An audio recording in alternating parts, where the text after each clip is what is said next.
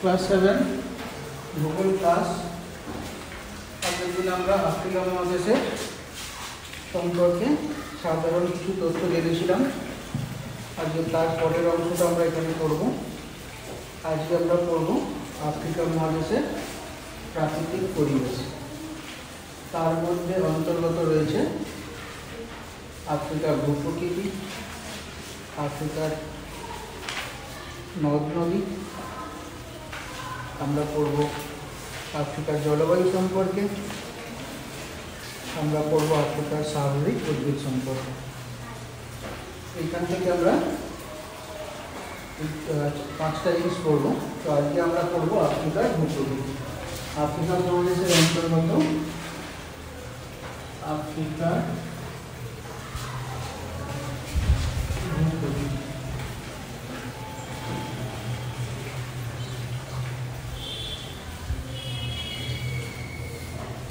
আজকের ক্লাসে আমরা দেখবো আফ্রিকার ভূপ্রকৃতি সম্পর্কে। তো প্রথমে যেটা আমরা জানবো সেটা হচ্ছে আফ্রিকা মহাদেশকে কটা ভূপ্রাকৃতিক বিভাগে ভাগ করা যায়। বোঝা গেল? প্রথমে আমরা দেখবো আফ্রিকা মহাদেশকে কটা ভূপ্রাকৃতিক বিভাগে ভাগ করা যায়। তোমরা তোমাদের বইয়ের দিকে দেখো, আমি বলে দেবো, তোমরা খাতায় লিখে নেবে। সমস্ত কিছুটা লিখে দেওয়া সম্ভব নয়।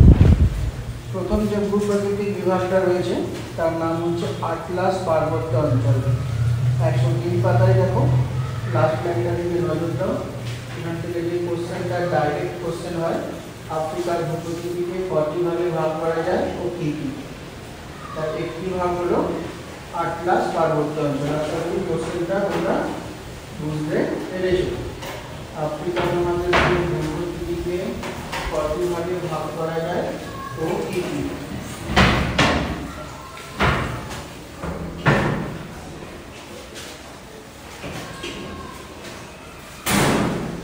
আফ্রিকা মহাদেশের ভূপ্রকৃতিকে কটি ভাগে ভাগ করা যায় আমরা দেখবো। আগে ভাগগুলোর দিকে নজর দিই। একটা হলো আটলাস পার্বত্য অঞ্চল। আচ্ছা করে লেখা হয়ে গেছে, পাতা উল্টাও, পরের পাতায় এসো। 2 নম্বর প্যারাগ্রাফটার দিকে নজর দাও। সেখানে দেখবে সাহারা মরুভূমি, এটা একটা বিভাগ।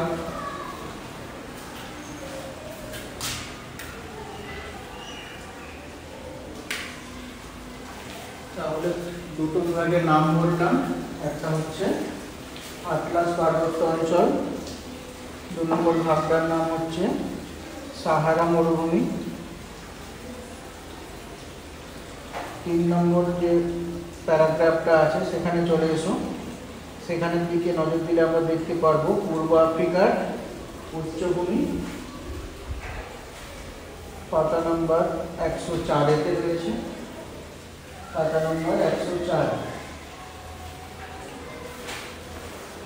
তাহলে বিভাগগুলোর কী কী নাম বললাম, একটা হচ্ছে আটলাস পার্বত্য অঞ্চল বা উত্তরের পার্বত্য অঞ্চল, 2 নম্বর ভাগটার নাম বলেছি সাহারা মরুভূমি, 3 নম্বর ভাগটা হচ্ছে পূর্ব আফ্রিকার উচ্চভূমি ও গ্রস্ত উপত্যকা অঞ্চল। 3 নম্বর ভাগটাকে একসঙ্গে লিখবে, পূর্ব আফ্রিকার উচ্চভূমি এবং গ্রস্ত উপত্যকা অঞ্চল।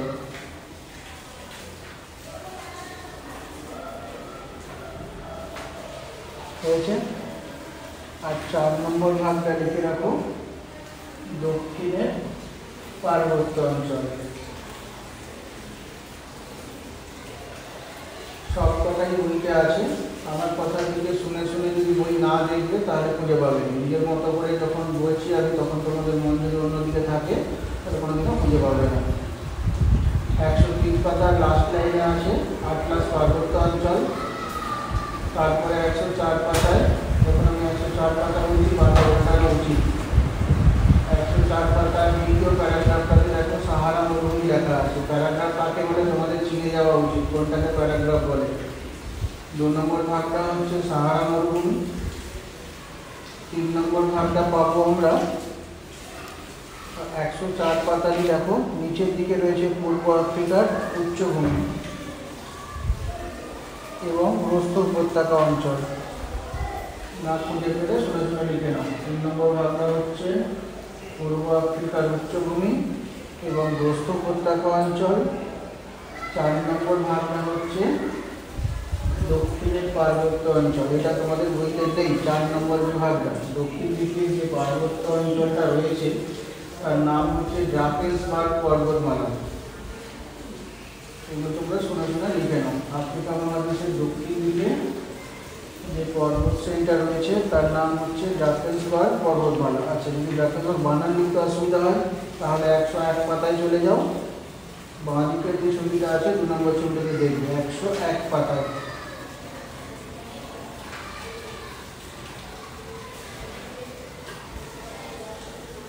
দু নম্বর ছবিটা দেখো, প্রথমে রয়েছে বঙ্গ নদী, তার নিচের ছবিটা দেখো ড্রাকেন্সবার্গ পর্বতমালা। বানান যদি অসুবিধা হয় এখান থেকে লিখে নিতে পারো। আফ্রিকা মহাদেশের দক্ষিণ দিকে রয়েছে ড্রাকেন্সবার্গ পর্বতমালা।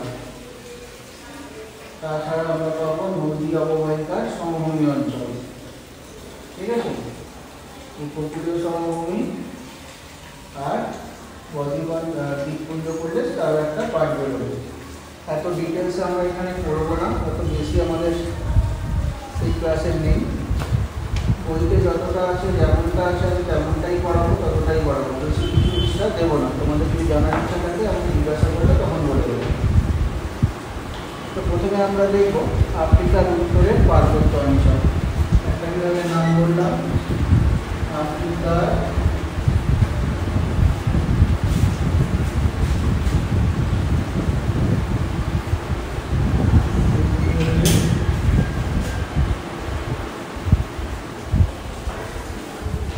পার্বত্য অঞ্চল। ম্যাপগুলো তো কোথায় গেল? আফ্রিকার ম্যাপটা ছিল বরাবর অবস্থান থেকে আনতে হবে।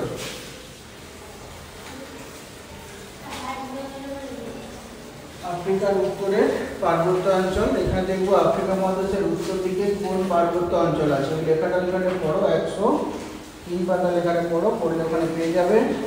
আফ্রিকা মহাদেশের উত্তর দিকে আছে আটলাস পার্বত্য অঞ্চল। আফ্রিকা মহাদেশের উত্তর দিকে তাহলে কোন পার্বত্য অঞ্চল রয়েছে? আটলাস পার্বত্য অঞ্চল। আফ্রিকা মহাদেশের উত্তরে যে পার্বত্য অঞ্চল রয়েছে এখানে রয়েছে আটলাস পর্বত। আচ্ছা, আটলাস কেমন পর্বত? আটলাস হচ্ছে একটা নবীন রঙিন পর্বত। আমি পুরো ডিটেলস লিখে দেবো না, লাইভ বাজে আমি পড়িয়ে দেবো, বুঝিয়ে দেবো, নিজের মতো করে উত্তর তোমরা খাতা লিখে রেডি করে দেবে। আফ্রিকা মহাদেশের প্রথম লাইনটা দিয়ে লিখবো, আফ্রিকা মহাদেশের উত্তর দিকে রয়েছে আটলাস পর্বত বা আটলাস পার্বত্য অঞ্চল। বেশ, তারপরে আর কি জানবো এই সম্পর্কে? আটলাস কেমন ধরনের পর্বত? 2 নম্বর লাইনে লিখবো আটলাস একটা নদীর ভঙ্গির পার্বত্য অঞ্চল বা পর্বত, যেভাবে লিখি না কেন। আফ্রিকা মহাদেশের উত্তর দিকে রয়েছে আটলাস পার্বত্য অঞ্চল। এটি একটি নদীর ভঙ্গির পার্বত্য অঞ্চল হলো। 3 নম্বরে লিখতে পারো, এটা হচ্ছে যে ইউরোপে যে আল্পস পর্বত রয়েছে তার সম্প্রসারিত অংশ। ইউরোপিয়ান আল্পস পর্বতের সম্প্রসারিত অংশ। 3 নম্বরে বোঝা গেল। আটলাস পর্বত সম্পর্কে আমি 3টে লাইন বলেছি, 3টে বাক্য বলেছি। 3টে বাক্য বলেছি। আফ্রিকা মহাদেশের উত্তর দিকে রয়েছে আটলাস পার্বত্য অঞ্চল। এটা একটা নদীর ভঙ্গির পার্বত্য অঞ্চল। ইউরোপিয়ান আল্পস পর্বতের সম্প্রসারিত অংশ। ক্লিয়ার হলো? তারপরে দেখবো আটলাস পর্বতের সর্বোচ্চ শৃঙ্গের নাম। আটলাস পর্বতের সর্বোচ্চ শৃঙ্গের নাম হচ্ছে টপকাল বা তৌকাল। পরবর্তীতে টপকাল পাবে, পরবর্তীতে তৌকাল শব্দটা পাবে। আমরা দেখলাম আটলাস পর্বতের সর্বোচ্চ শৃঙ্গের নাম বইয়ে দিলে মাত্রটা এটা বইতে থাকবে। তোমার বইতে টপকাল 103 পাতায় দেখো, একটা লাস্ট লাইনটা আটলাস পর্বতের সর্বোচ্চ শৃঙ্গের নাম টপকাল বা তৌকাল। বোঝা গেল? এবার আটলাস পর্বত কোন কোন দেশে আছে? পাতা নম্বর 103 আফ্রিকার যে ম্যাপটা রয়েছে তার উপরের দিকে দেখো একটা ডিপ ব্রাউন কালারের অংশ আছে, ওইটা হচ্ছে আটলাস পার্বত্য অঞ্চল। 103 পাতায় আফ্রিকা মহাদেশের যে ম্যাপটা রয়েছে এই ম্যাপটার উপরের দিকে দেখো, ছবিটা রয়েছে ছবিটার উপরের দিকে দেখো একটা জায়গায় দেখবে ডিপ ব্রাউন রং রয়েছে। আমি একটু ছবিটা পরে দেখিয়ে দিই।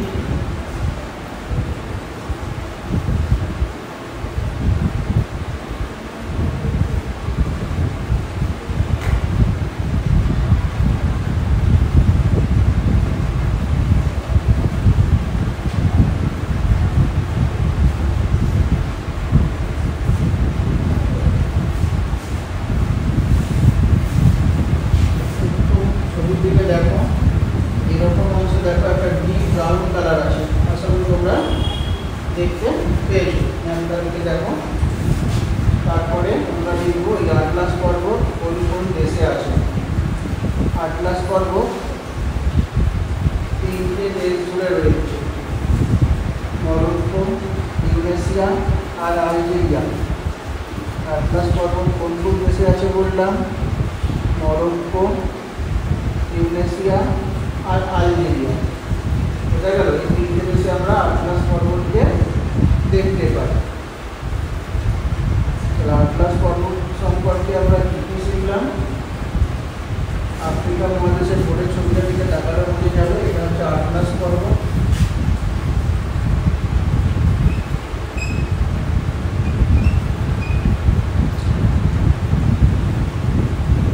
আফ্রিকা মহাদেশের উত্তর দিকে রয়েছে আটলাস পর্বত। আটলাস কেমন ধরনের পর্বত? আটলাস একটা নদীর ভঙ্গির পর্বত। তার অংশ পর্বতটা মনে করা হয় এটা ইউরোপিয়ান আল্পস পর্বতের অংশ। বোঝা গেল? তারপরে আমরা দেখলাম আল্পস পর্বতের সর্বোচ্চ শৃঙ্গের নাম কি? সেটার নাম হচ্ছে টপকাপ। তারপরে বললাম আটলাস পর্বত কোন কোন দেশে আছে, এই অঞ্চলটাতে কোন কোন দেশ আছে? মরক্কো,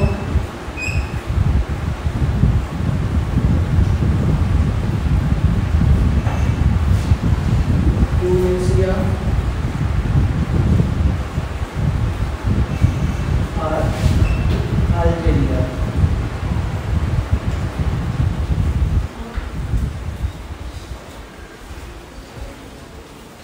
তাহলে আটলাস পর্বত কোন দেশে আছে বা আটলাস পর্বত বাড়াতে গেলে পরে আমাদের কোন কোন দেশে যেতে হতে পারে?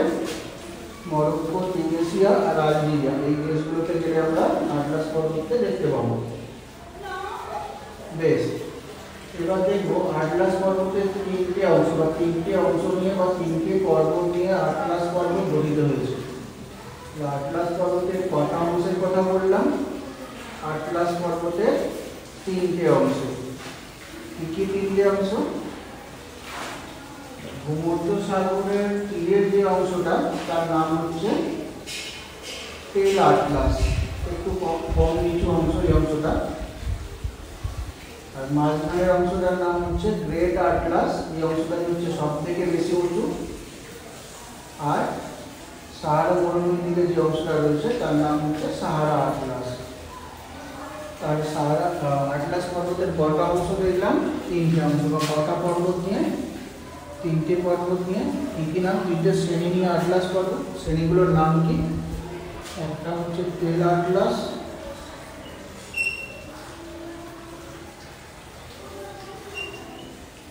একটা হচ্ছে গ্রেট আটলাস,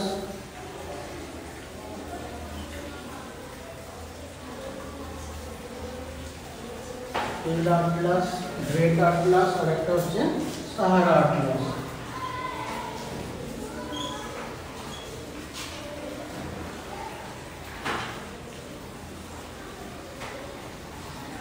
এই 3টে শ্রেণী নিয়ে আটলাস পর্বত অঞ্চল গঠিত হয়েছে। তাহলে আটলাস পর্বত সম্পর্কে আমরা কি কি শিখলাম?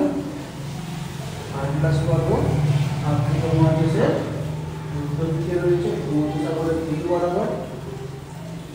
আটলাস একটা নদীর ভঙ্গির পার্বত্য অঞ্চল। এই আটলাস পর্বত ইউরোপিয়ান আল্পস পর্বতের অংশ বলে মনে করা হয়। আটলাস পর্বতের সর্বোচ্চ শৃঙ্গের নাম দেখলাম তবকাল। তারপরে আমরা বলেছি আটলাস পর্বত কোন কোন দেশে আছে, মরক্কো, ইন্দোনেশিয়া আর আলজেরিয়া। এই দেশগুলোতে গেলে আমরা আটলাস পর্বতকে দেখতে পাবো। তারপরে আমরা পড়েছি কটা শ্রেণী নিয়ে আটলাস পর্বতাঞ্চল গঠিত হয়েছে। 3টে শ্রেণী নিয়ে আটলাস পর্বতাঞ্চল গঠিত হয়েছে। শ্রেণীগুলোর কী কী নাম? একটা হচ্ছে ভূমধ্যসাগরের তীরের যে অংশটা তার নাম হচ্ছে তেল আটলাস। সাহারা মরুভূমির দিকে যে অংশটা রয়েছে তার নাম হচ্ছে সাহারা আটলাস। এগুলোর মাঝের যে অংশটা তার নাম হচ্ছে গ্রেট আটলাস। বেশ, তাহলে আমরা উত্তরের পার্বত্য অঞ্চল সম্পর্কে পড়লাম। এবার আমরা দেখব সাহারা মরুভূমি সম্পর্কে।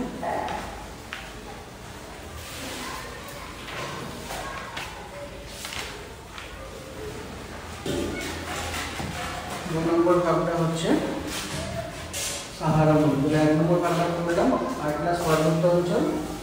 এবার দেখব সাহারা মরুভূমি।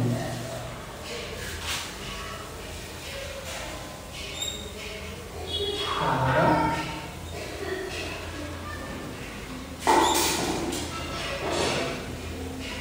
মরুভূমি।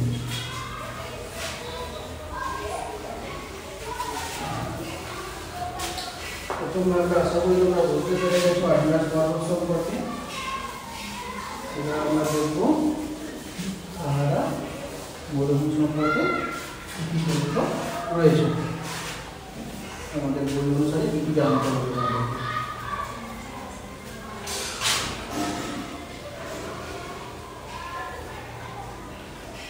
এটা হচ্ছে সাহারা মরুভূমি। পৃথিবীর বৃহত্তম মরুভূমি হচ্ছে সাহারা। এটা আলোচনা আমরা করেছিলাম।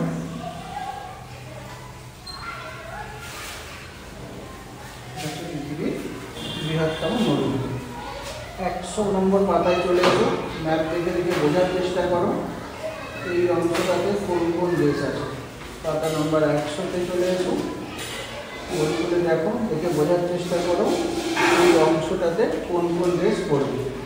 ম্যাপের দিকে দেখো, এখানে পড়বে মিশর, এখানে পড়বে লিবিয়া, আলজেরিয়া, তারপরে দক্ষিণ সাহারা, মালি, নাইজার, চাদ, নাইজেরিয়ার কিছুটা অংশ, সুদান, দক্ষিণ সুদান, মধ্য আফ্রিকার প্রজাতন্ত্র যেটা রয়েছে তার কিছুটা অংশ। এই এত বড় অংশটা নিয়ে বা এতগুলো দেশ নিয়ে হচ্ছে সাহারা মরুভূমি, পৃথিবীর বৃহত্তম উষ্ণ মরুভূমি। কোনো সমস্যা আছে? প্রথম লাইনটা কি দেখলাম? সাহারা হলো পৃথিবীর বৃহত্তম মরুভূমি। সাহারা হলো পৃথিবীর বৃহত্তম মরুভূমি। কোন কোন দেশ আছে এখানে? সাহারা মরুভূমিতে কোন কোন দেশ আছে? দেশগুলোর নাম বলো। কোন কোন দেশে রয়েছে সাহারা মরুভূমি? ম্যাপ দেখে দেখে ছবি দেখে দেখেই বলো। মিশর, লিবিয়া, তারপরে আলজেরিয়া, নাইজার, চাদ, মালি, সুদান, দক্ষিণ সুদান, মধ্য আফ্রিকার প্রজাতন্ত্র।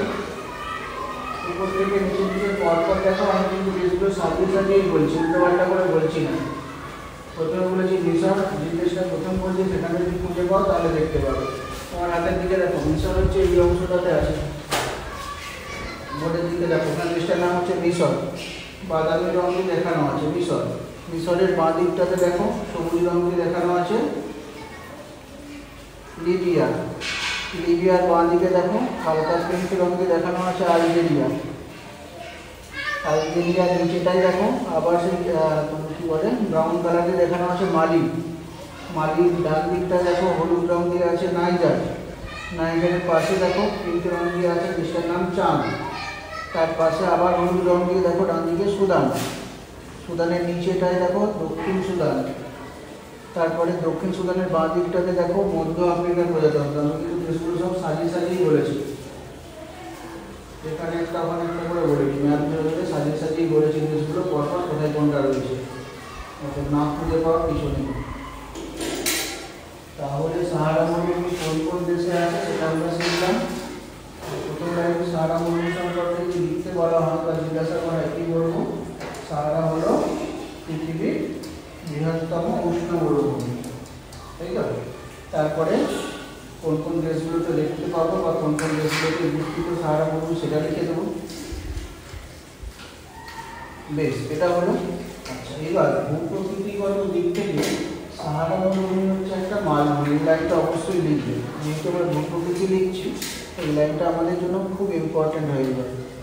ভূপ্রকৃতিগত দিক থেকে সাহারা একটা মালভূমি অঞ্চল, বোঝা গেল?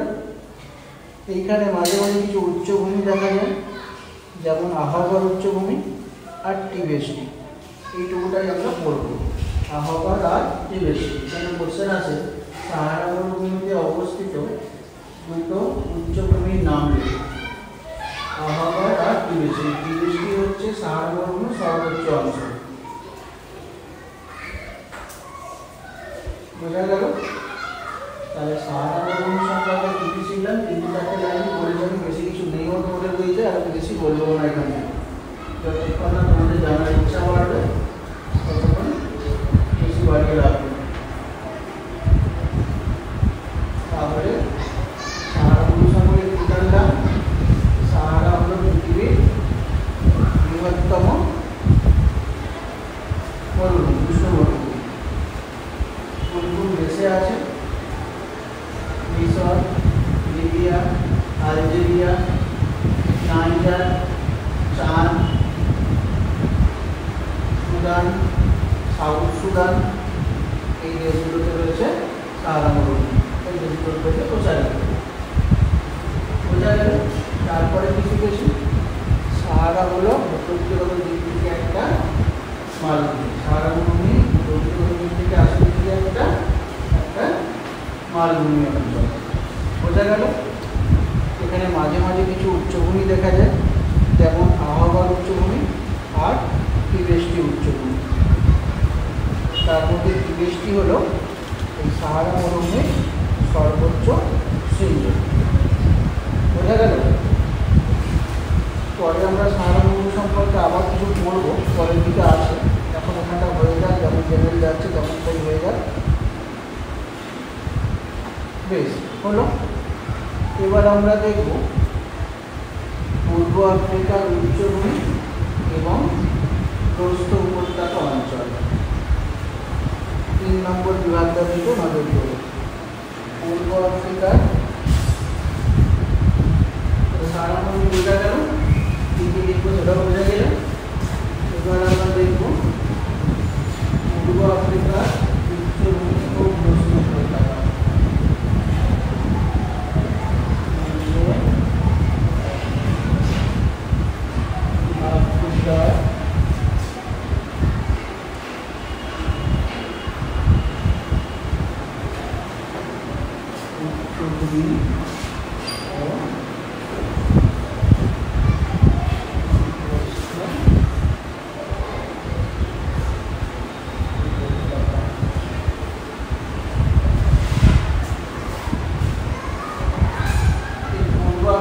উচ্চভূমি আমরা যে দেশটায় দেখতে পাই তার নাম হচ্ছে ইথিওপিয়া।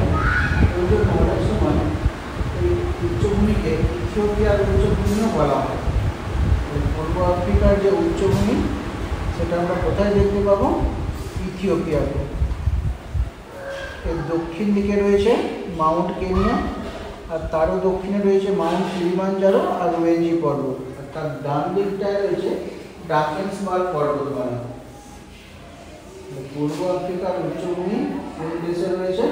বেশিরভাগ অংশটা ইথিওপিয়াতে রয়েছে। ম্যাপে একবার দেখে নাও ইথিওপিয়া। 800 নম্বর পাতায় চলে যাও। মিশর দেখেছিলে, মিশরের নিচে দেখো সুদান, তার নিচের দেশটাকে দেখো কি নাম দেওয়া আছে 100 নম্বর পাতায়। আশা করি মিশরটা এবার খুঁজে পেতে তোমাদের সহজ হবে। মিশরের নিচে কি আছে? সুদান।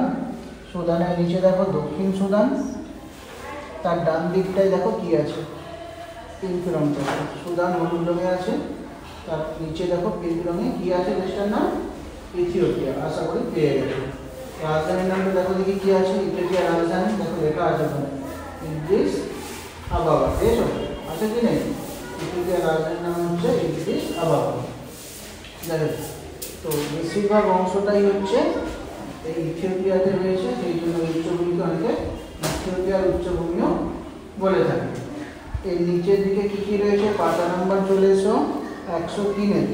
এবার দেখো ইথিওপিয়ার উচ্চভূমিটা কোনখানে রয়েছে, ম্যাপে চলে যাও 100 নম্বর পাতাটা দেখো এবার।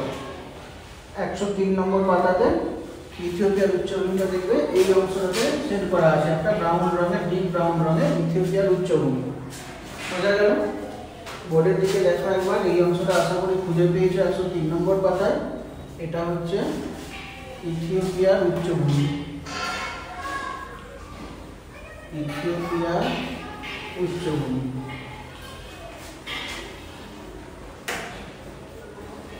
নিচের দিকে রয়েছে 3টে পর্বত, মাউন্ট কেনিয়া রয়েছে বা কেনিয়া, যেটা আমি বলি না কেন মাউন্ট কেনিয়া।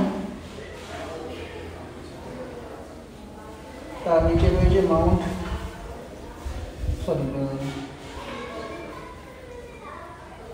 রোয়েঞ্জি পর্বত,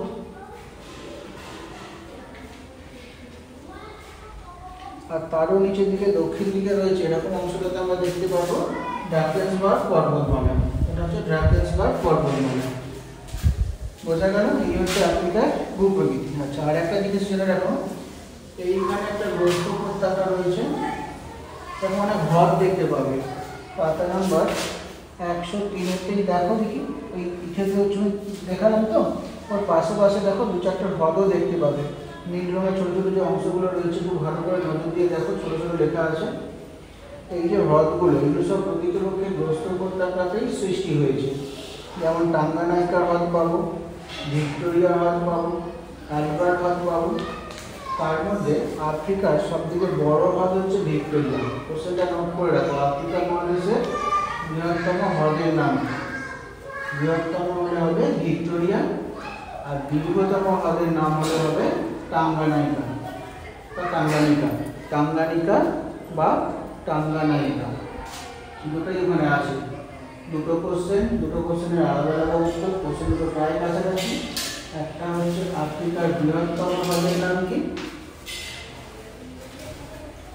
বৃহত্তম হ্রদ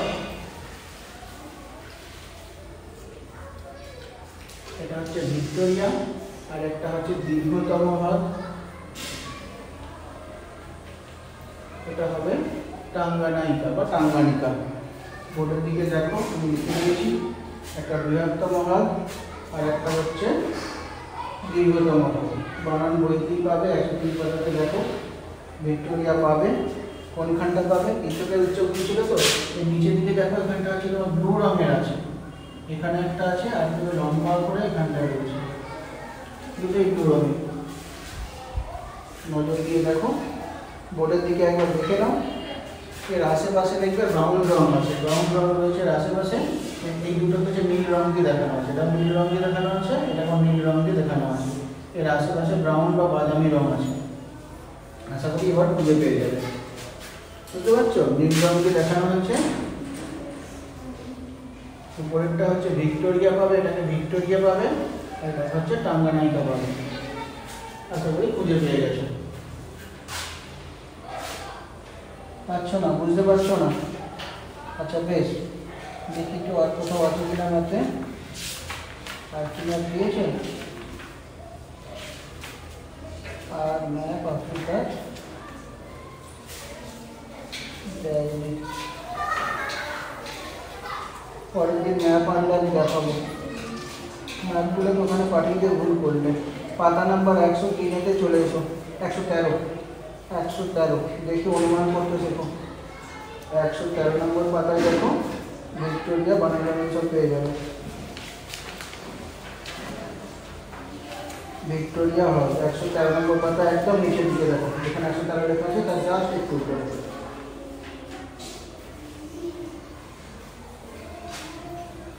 এটা হচ্ছে আফ্রিকার বৃহত্তম হ্রদ।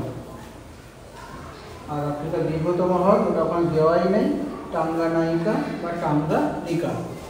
দীর্ঘতম হ্রদের নাম কি হবে? টাঙ্গানিকা বা টাঙ্গানাইকা, যা খুশি লিখে দিলাম বোর্ডে। হলো? আচ্ছা, এবারে পূর্ব আফ্রিকার যে গ্রস্ত উপত্যকা রয়েছে সেটা হচ্ছে পৃথিবীর বৃহত্তম গ্রস্ত উপত্যকা।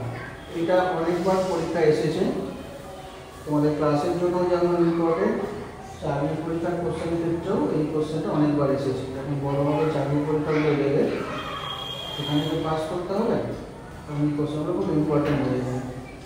পৃথিবীর বৃহত্তম গ্রস্ত উপত্যকার নাম কি? কোশ্চেন বোঝা গেল?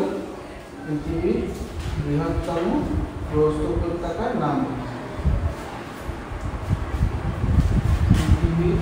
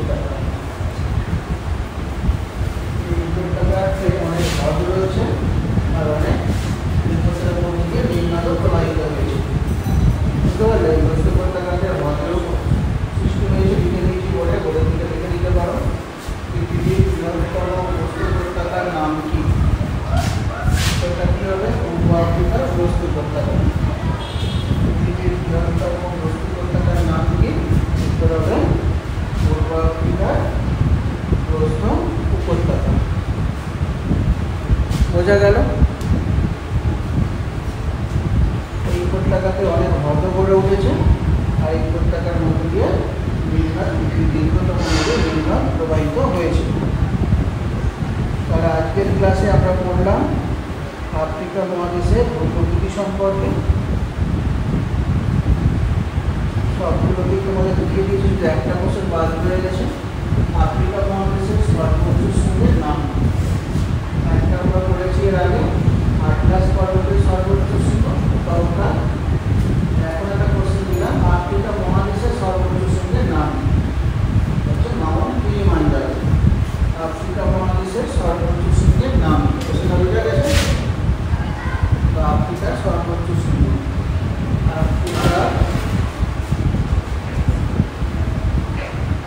সর্বোচ্চ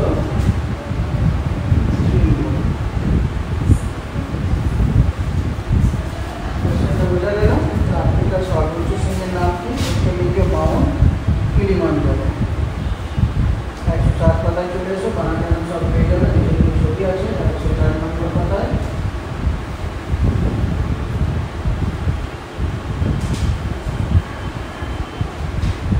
নিচে যে ছবিটা আছে, ছবির নিচে গেছে, নাম লেখা আছে মাউন্ট কিলিমাঞ্জারো।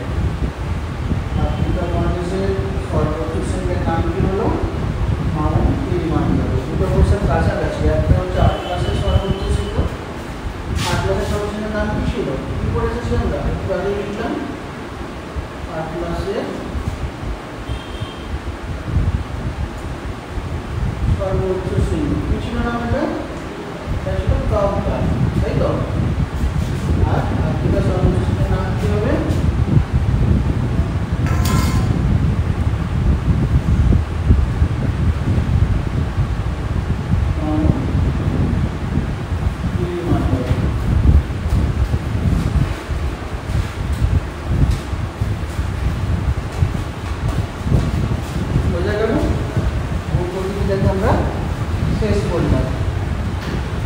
এবার দেখো 105 পাতায় একটা ম্যাচিং দেওয়া রয়েছে।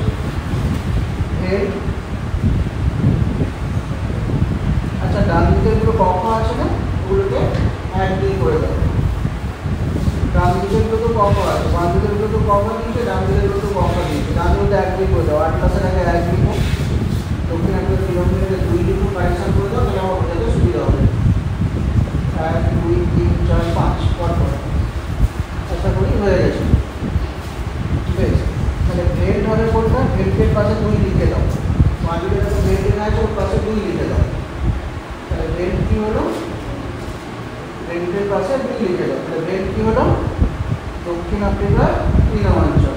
বোঝা গেছে? ম্যাচিং যখন করাবো তার উত্তর কি হলো? ভেল্ট কি হলো? দক্ষিণ আফ্রিকার তৃণভূমি অঞ্চল। বেশ, ক্ষয়ে কি আছে? কঙ্গো নদী অববাহিকা।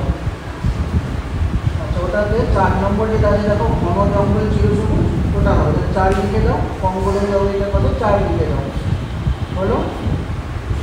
তারপরে সাহারা আছে না পথে, ওটাতে লিখে দাও 5, প্রায় জনবসতিহীন অঞ্চল, বসতিহীন অঞ্চল, হলো।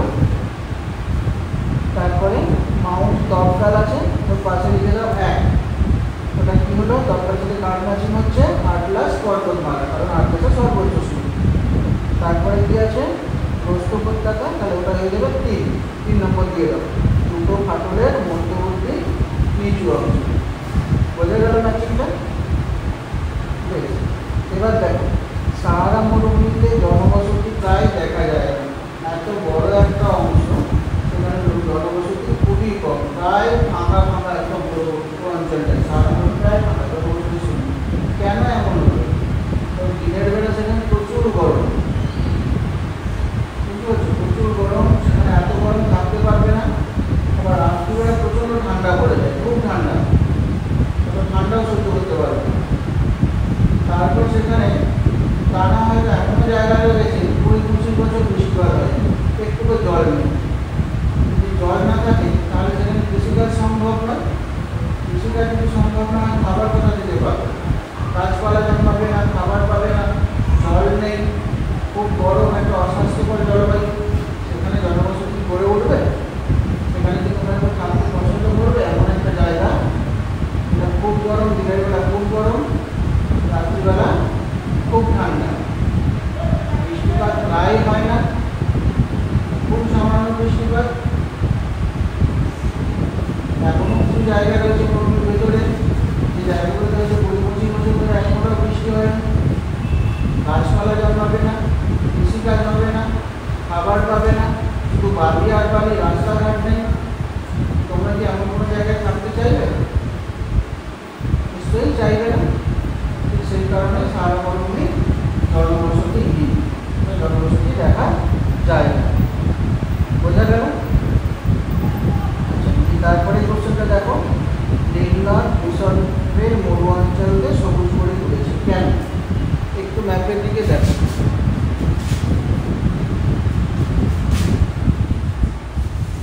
একটু মন দিয়ে দেখো, এই জায়গাটা থেকে নীলনদ প্রবাহিত হয়েছে, বুঝতে পারলে? এই জায়গা থেকে নীলনদ গেছে, এটা হচ্ছে নীলনদ। মিশর হচ্ছে এইখানে যে দেশটা রয়েছে, চলে যাও 100টাতে গিয়ে দেখে নাও, এইখানে যে দেশটা রয়েছে সেই দেশটার নাম হচ্ছে মিশর। আর তার এই পাশটা হচ্ছে মরুভূমি। নদীটার কি নাম বললাম? নীলনদ। এটা হচ্ছে পৃথিবীর দীর্ঘতম নদী, এটার নাম হচ্ছে নীলনদ। যদি এই নদীটা না থাকতো তাহলে কি হতো? মরুভূমিটা এই পর্যন্ত চলে আসতো। যেহেতু এখানে নদীটা আছে, সেই জন্য মরুভূমিটা আর মিশরকে গ্রাস করতে পারলো না। বোঝা গেল? যেহেতু এটা হচ্ছে সাহারা মরুভূমি, যেহেতু নীলনদটা পড়ে গেছে বাধা স্বরূপ বলতে পারো, তাই সাহারা মরুভূমি আর মিশরকে গ্রাস করতে পারলো না। এই নদীর জল তুলে নীলনদের পূর্ব দিকটাতে কৃষিকাজ করা হয়, পশ্চিম দিকে সেভাবে কিছু হয় না। বুঝতে পারলে? যা কিছু মিশরের সমৃদ্ধ যা কিছু রয়েছে সব পূর্ব দিকে, সাহারা মরুভূমির দিকে নয়, এই দিকে নয়, সবটাই পূর্ব দিকে। বোঝা গেল? ওই নদী থেকে জল তুলে কৃষিকাজ করা হয়, ওই নদীতে জলবিদ্যুৎ উৎপাদন করা হয়, ওই নদীতে মাছ ধরা হয়, ওই নদীর জলকে পানীয় জল রূপে ব্যবহার করা হয়, ওই নদীর গতিপথকে যাতায়াতের মাধ্যম রূপে ব্যবহার করা হয়, ওই নদীর মোহনায় বন্দর গড়ে উঠেছে। এইসব কারণে মিশরের পূর্ব দিকটা বা নীলনদের পূর্ব দিকটা সমৃদ্ধ। বোঝা গেল? যদি না থাকতো তাহলে ওই অংশটাও মরুভূমিতে পরিণত হতো। সেই জন্য একজন বিখ্যাত ঐতিহাসিক হেরোডোটাস বলেছিলেন মিশর হলো নীলনদের দান। নীলনদ যদি না থাকতো তাহলে মিশর মরুভূমিতে পরিণত হতো। বোঝা গেল? এবার দেখো, কঙ্গো নদীর অববাহিকার ঘন জঙ্গল সারা বছর সবুজ থাকে। কঙ্গো নদীটাকে আগে ম্যাপে দেখো।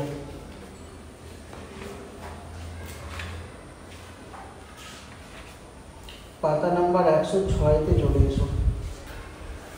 উপরের দিকে দেখো ছোট করে ম্যাপ রয়েছে, ওইখানে দেখো নদী দেখানো হয়েছে।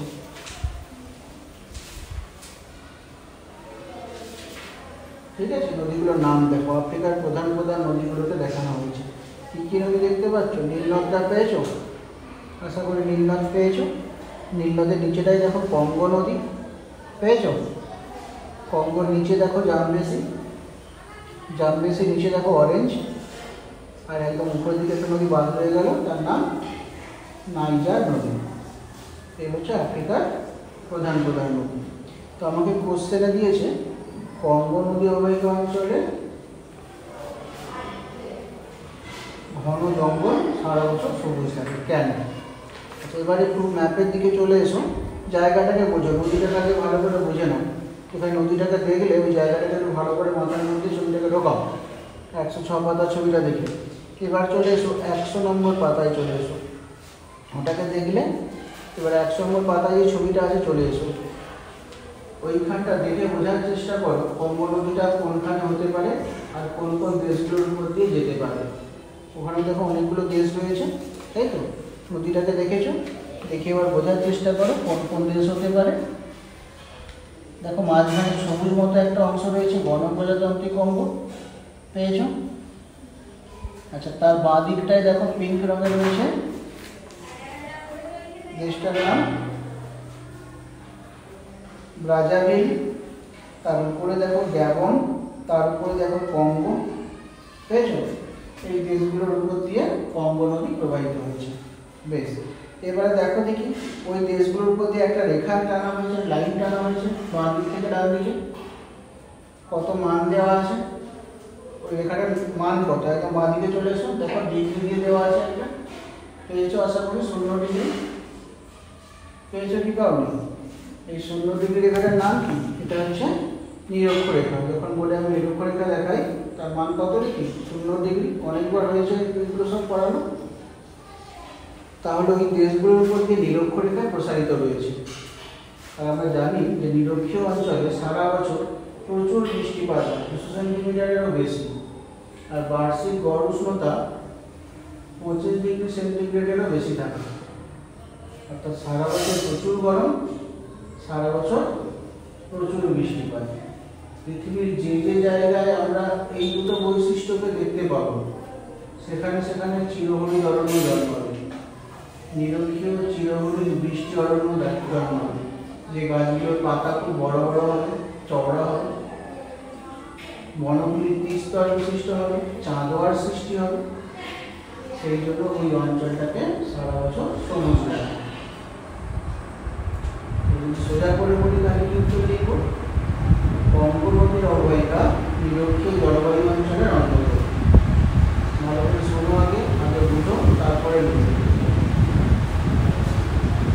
কঙ্গো নদীর অববাহিকা নিরক্ষীয় জলবায়ুর অন্তর্গত। এখানে সারা বছর প্রচুর বৃষ্টিপাত, প্রচুর উষ্ণতা বিরাজ করে, ঘটে থাকে। সারা বছর প্রচুর বৃষ্টিপাত হতে থাকে এবং সারা বছর ধরে প্রচুর উষ্ণতা বিরাজ করে বা দেখা যায়। তার ফলে এখানে চিরহরিৎ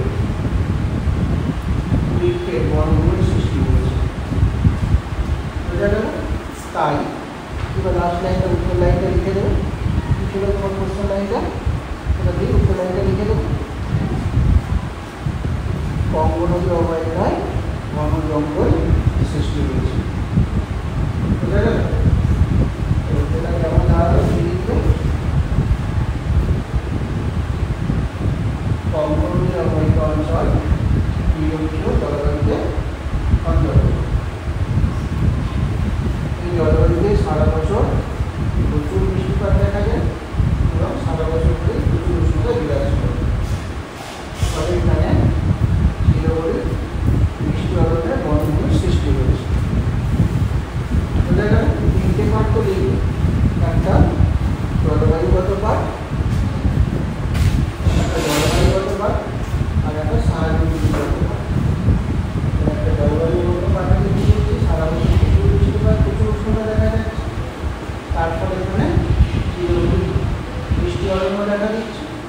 যে গাছগুলো লম্বা হয়, গরম বিস্তার বিশিষ্ট হয়, পাতাগুলো খুব চওড়া হয়, স্বাভাবিকভাবে কর্মবিদ্য গাছ সারা বছর সবুজ থাকে। তারপরে আরেকটা কি কোশ্চেন আছে, পূর্ব আফ্রিকার গোস্ত উপত্যকার সৃষ্টি হয়েছে কেন বা কীভাবে সৃষ্টি হয়েছে, এটা তোমাদের হোমওয়ার্ক দিয়ে রাখলাম, বাড়িতে একটু জানার চেষ্টা করবো। তাহলে ক্লাসের সময় নিয়ে ক্লাসটা এখানে শেষ করলাম। আর যদি কিছু জানার থাকে জিজ্ঞাসা করার থেকে আমাকে বলতে পারো।